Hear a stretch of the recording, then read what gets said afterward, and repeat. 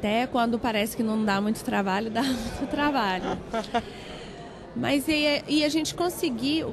E o filme tem outra coisa também. O filme não tinha dinheiro, na verdade. Eram esses prêmios que a gente ganhou e essas pessoas que abraçaram o projeto. Então as pessoas estavam ali porque elas queriam, assim. Rodaram em quantos dias?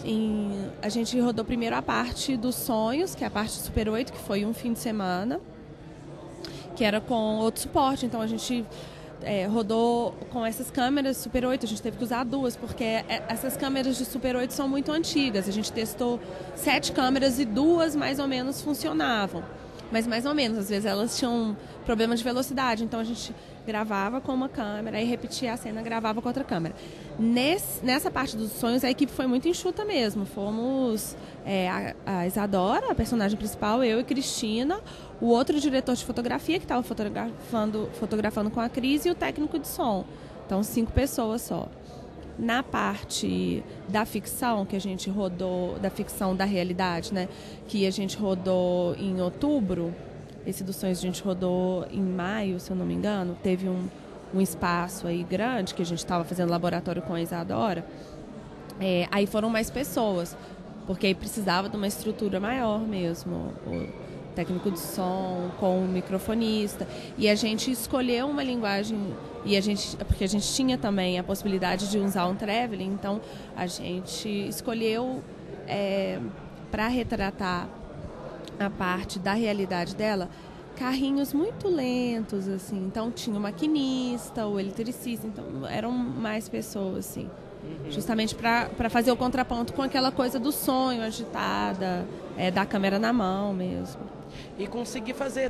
Tem uma cena que vocês gravam com ela dentro de um banheiro. Sim. Né? Como é que foi feito aquele plano?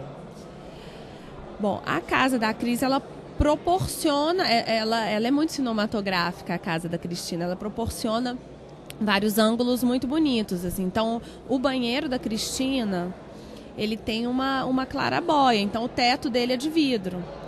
Então, o plano inicial, na verdade, são 3 planos nessa cena específica, que o primeiro é feito de cima da casa, pela clarabóia, e os outros 2 já bem perto dela mesmo. Na verdade, não tem segredo nos outros 2 planos. É só a atriz com uma confiança muito grande na equipe, porque ela estava num momento muito delicado, num momento muito emocionado, e tomando banho, nua.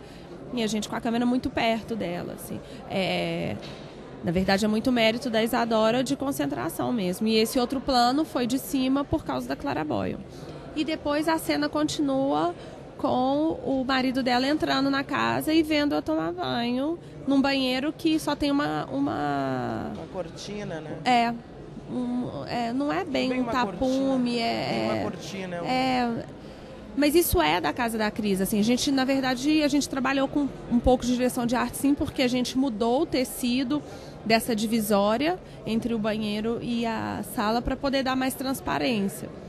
Mas a casa proporcionava isso pra gente. O texto, ele traz coisas como a Lina dizendo que ela começou primeiro a perder as cores do sonho, depois ela começou a ver vultos apenas. Isso é uma licença poética ou isso é real? A gente entrevistou várias pessoas que ficaram cegas ou na infância, mas não muito cedo, tipo com 8, 9 anos ou com 12 anos. Pessoas que perderam a visão na adolescência e pessoas que perderam a visão na idade adulta. E para saber como eram os sonhos delas. E elas retrataram de formas diferentes, assim. Mas o que era uma unanimidade em todas elas é que nos sonhos as imagens vão sendo substituídas por sensações. Claro, às vezes sonham com imagens, mas as imagens não são tão nítidas assim, porque tudo faz parte de uma lembrança. E quanto mais tempo você está na escuridão, né, você passa a ficar diríamos sem sem ver as imagens, as pessoas vão esquecendo de como são as imagens. Elas têm uma ideia racionalmente, mas essa imagem vai desvaindo no imaginário delas. Porque na verdade eu vi eu assisti uma reportagem algum tempo atrás que falava justamente sobre isso, que nós temos a impressão de que nós guardamos fotograficamente o que é uma cadeira, o que é uma televisão, mas na verdade o cérebro ele registra a forma e aí você faz várias associações. E aí então a gente aciona rapidamente isso porque a gente vê muitas vezes aquilo no nosso dia a dia. Então, e a gente muitas vezes acaba nem percebendo certos ambientes, certos objetos dentro de um ambiente. E entre as pessoas que vocês entrevistaram, que ficaram cegas, qual que foi a principal dificuldade que vocês perceberam que elas apresentavam? Que era algo comum, que para todo mundo foi um problema. É difícil falar, porque as dificuldades são diferentes e também eu acho que como as pessoas lidam com a deficiência delas é diferente. Tem pessoas que lidam muito bem com a deficiência, com os limites, e tem pessoas que lidam mal, assim. Então, por exemplo, a Glorinha, que é do Instituto Benjamin Constant, ela ficou cega com 6, 7 anos e ninguém sabia se a cegueira dela ia ser reversível ou não. Então, até os 12, os pais dela mantiveram ela em casa na esperança dela voltar a ver, porque ela não frequentou a escola nessa época. E ela foi começar a frequentar a escola depois dos 6 anos, aos 12, que foi no Instituto Benjamin Constant, que hoje ela é, se não me engano, vice-presidente.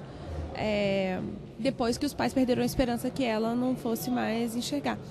Mas ela lida tão bem com tudo, porque por mais que ela ficasse uma época sem estudar, ela tinha muitos irmãos e todos eram muito moleques, e ela subia em árvore, ela pulava muro. Então, ela ia contando as coisas e eu não ia acreditando. Gente, mas como? Você não tinha medo? E ela falava, eu era criança, criança, moleque, criada em casa, que tem medo das coisas. Ela ficava triste mais pelos pais dela, que estavam tristes e procurando uma explicação ou um jeito de reverter a situação, com médico, com rezadeira. Aquilo era um problema muito mais dos pais do que dela. E ela querendo ir para a escola. Então, quando os pais dela entenderam que ela tinha que ir para a escola, que ela foi para o Benjamin Constant, para ela foi uma alegria. Então, tudo para ela é uma alegria. Eu ficava, gente, essa mulher, não é possível. E outras pessoas que a gente entrevistou, não. Já mais magoadas com a vida. Joana, o que vocês quiseram passar com esse filme? Na verdade, eu quis passar muito um sentimento meu de ter essa dependência da visão e de pensar como seria não ver, não enxergar e tentar entender e adentrar esse mundo, tanto o mundo externo, né, de como você lida com o meio ambiente estando na situação da cegueira, e como interno, como você lida com isso. Acho que como eu, na minha cabeça maluca, achei que eu pudesse ficar e é uma operação super segura, assim. Sim. Eu imaginei tudo aquilo e eu queria entrar nesse mundo, eu acho. Eu fiquei muito curiosa. E também por ter sido míope durante muito tempo, assim. O míope, ele tem limitações. Sim. Se você está andando, se perde seu óculos, alguma coisa acontece. Não vai ver. Exato. Me diz uma coisa, e como é que foi chegar a Gramado? Que é a primeira vez que está concorrendo aqui em Gramado? Sim, a gente já tinha participado do Gramado Cinevídeo, que é um festival de vídeo que, na época que a gente esteve aqui, era paralelo. Então, eu até estive, diríamos assim, no Festival de Gramado, porque eram paralelos, as atividades, muitas delas eram as mesmas, mas eu não estava concorrendo em Gramado. E foi muito engraçado, que foi com a Cristina também, foi o curto anterior que eu fiz com a Cristina, e foi a estreia também. Então, a gente, em 2009, estreou um curta no Gramado Cinevídeo, e agora, em 2012, estamos estreando outro curta no Festival de Gramado. Bom, vocês chegam aí na Mostra Competitiva de Curtas Nacionais, estreando com um tema forte, muito bem dirigido, com uma fotografia linda, Obrigada. Com uma interpretação fantástica da Isadora. Obrigada. Será que leva Kikito? Olha, eu não sei se leva Kikito, se não leva Kikito. Acho que não é tanto a questão pra gente, porque Eu já vi alguns curtas que estão em competição e tem pessoas maravilhosas, tem filmes impressionantes nessa sessão de curtas nacionais, e para a gente foi uma honra estar aqui. Tem alguns curtas como o do Amir, o Linear, o da Gabriela Amaral, que não passou ainda, mas vai passar, que é A Mão que Afaga, que são fantásticos. É hoje. A Mão que Afaga é hoje. Tem o da Juliana Rojas. Então, assim, são filmes que realmente são filmes fortes. Então, para a gente é muito legal estar aqui, trocar com essas pessoas e conversar com elas e crescer como profissionais do que realmente ganhar um Kikito. Claro que seria ótimo, porque dá uma projeção para o filme e a carreira do filme, de certa forma, ajuda o filme na carreira, ganhar um Kikito. Mas, como profissional, para mim, estar com essas pessoas nessa mostra é muito rico. E é o que importa. Tá certo, então. Mas uma última pergunta agora. Claro. Vocês têm previsão de fazer o filme com audiodescrição? Porque ele é um filme de inclusão e tem previsão? Sim, o filme a gente finalizou tem pouco tempo. Então, a gente ainda está no processo de autoração de DVD. A gente fez a pesquisa em Belo Horizonte, nas universidades, para ver quem estava fazendo audiodescrição. A gente encontrou uma menina que está fazendo até doutorado e mestrado, fez mestrado, está começando agora o doutorado em audiodescrição, e ela que fez para a gente o texto da audiodescrição. Já gravamos com um ator que foi super bacana, que entrou, abraçou o projeto também. Pelo que eu te falei, assim, às vezes quando você tem pouco recurso, você conta com pessoas que abracem o projeto. E a gente está em plena autoração de DVD, porque a nossa intenção é retribuir para essas pessoas que a gente fez pesquisa o filme. Então, a gente vai distribuir depois para todos esses institutos e para as pessoas que ajudaram a gente o filme com audiodescrição. E tendo o filme autorado em DVD com audiodescrição é muito legal, porque, vamos supor, você tem acesso ao DVD, mas você pode mostrar para uma pessoa que você conhece que seja cega ou que tenha baixa visão ou que tenha alguma síndrome que faça com que ela não entenda tão bem tudo o que está acontecendo, então que precise de uma certa tradução. Para a gente foi genial descobrir a audiodescrição. Eu não sabia que existia, assim, foram nessas pesquisas que eu descobri. Então tá, Joana, foi um prazer Obrigada. Conversar contigo. Muito obrigada, viu? Manda um beijo pra Cris. Vou mandar beijo pra Cris. Ela tava doida pra ficar, mas não podia. A gente tem Ela que... retorna? Não retorna porque ela foi pro interior fazer outra gravação. Então... Tá por lá, tá rodando, então. Não pode parar. Tá certo, então. Obrigado. Bom, Obrigada. Essa é a cobertura especial da TV Fevale aqui no Festival de Cinema de Gramado, que está fazendo 40 anos. Você pode rever essa entrevista através da nossa página no YouTube, através de www.youtube.com/tvfevale. Eu sou Jerônimo da Paz, para a TV Fevale.